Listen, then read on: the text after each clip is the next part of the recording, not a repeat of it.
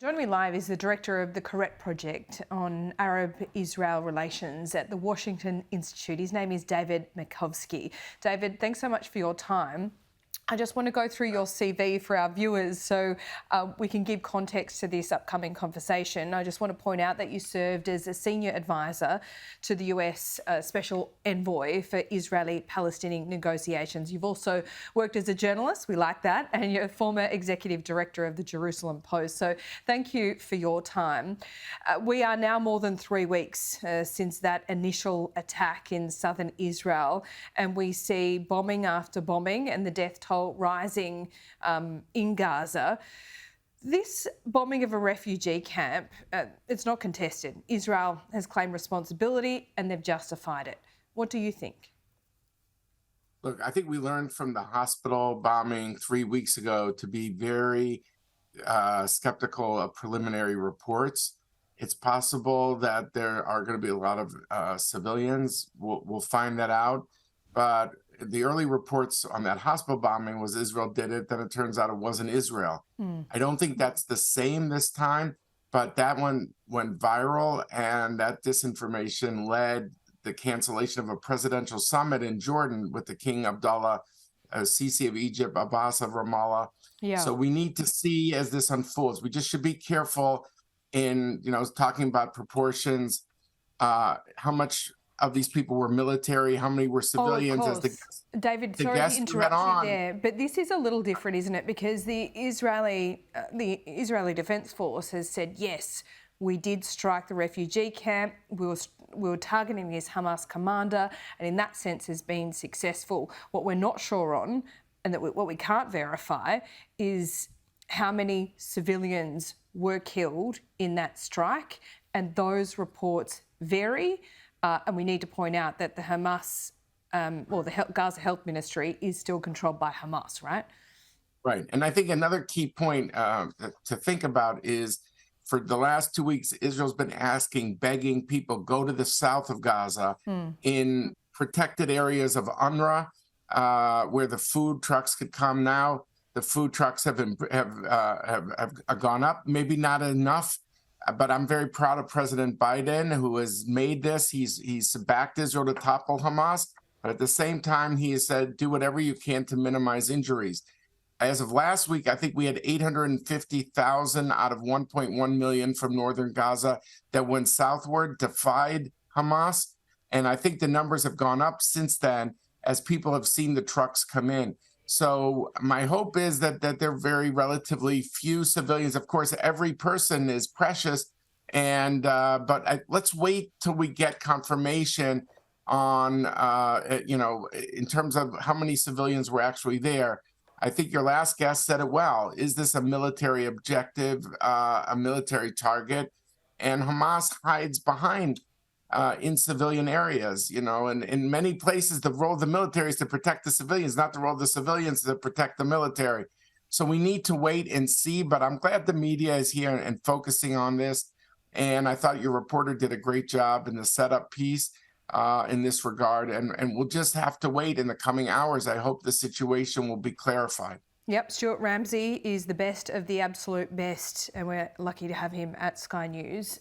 David, we need to keep in mind that, in all wars, there is a battle on the ground, but there is also a hearts and minds issue. Israel has the backing of some very powerful allies, but people are sceptical of governments in 2023. How important is it that, there's a tacticality of not committing war crimes and our government here in Australia does protect that right of Israel to defend itself. But do you agree that there's a bit of a grey area here that people are uncomfortable with? No doubt. Look, if you look in Iraq with the U.S. in Mosul and Raqqa and Fallujah, the toughest battles are urban warfare. I mean, if Hamas didn't embed itself among the civilians, it would be different.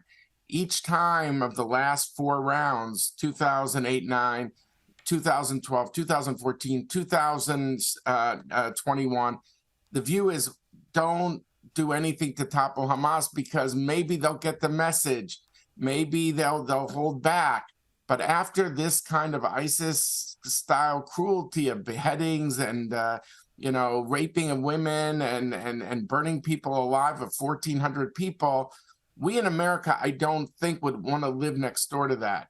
And the question is, how do you manage that? How do we hold Israel to a standard that we in the U.S. wouldn't hold to ourselves? And that is tough. But we should remember that since 2007 that Hamas has been in charge, they've held their own people captive. I mean, there was just an interview of Abu Marzouk, the #2 guy in the Hamas Politburo, who was asked on television today. He was asked, he said, why didn't you build shelters for your people? You built tunnels for yourselves as fighters. Yeah, and he said, well, that's not our job. That's the UN's job. Yeah, that's right. So they use their resources to build tunnels rather than protect their people. And that should be, shelters, we should highlight protect that. your people. Yeah. The role of a military is to protect civilians. The role of civilians is not to be a human shield for the military and for the fighters. So, I mean, it's just been an impossible situation. Every life is a world. And the whole idea is to have a better life for the Gazan people after Hamas. And if we've done it 4 other times the other way of saying, well, that's not the goal, let's try something easier. Let's bring workers in Israel. Let's try economic incentives. All these things, maybe it will modify the ideology.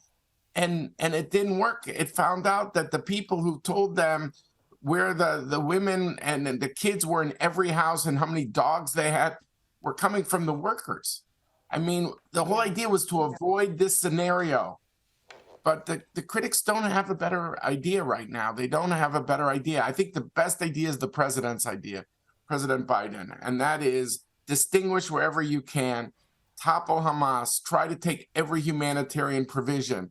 And, begging people move to the south is the right approach, and setting up these UNRWA camps and bringing in trucks. And I hope there's more trucks. And now we hear there's medical ships coming in. That's all so important, in this effort to draw a distinction. But people don't want to leave. There's going to be a problem here. But you warn them 2 weeks in advance. Please stay out of a fighting zone. It's going to be a battlefield. So let's see what the numbers are like. And again, every fatality is a world. And I think we are aware of that. But I think the president also says this is ISIS. Yeah. Israel has to topple them. Well, ISIS hasn't been wiped out either. David, great conversation. Thanks so much. Thank you for having me.